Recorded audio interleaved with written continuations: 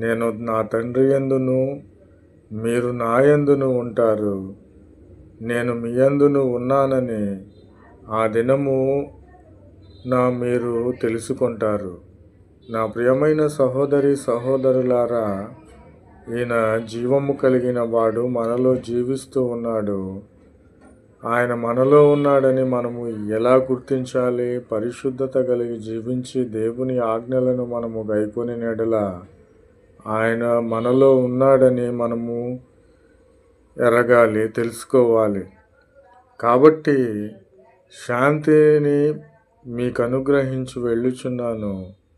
నా శాంతిని మీకు అనుగ్రహించుచున్నాను, కానీ వేరొకటి మీకు అనుగ్రహించుట లేదు.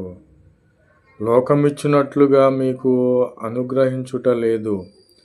లోకము మనకు ఇస్తాది పాపము, అలాగునే పాప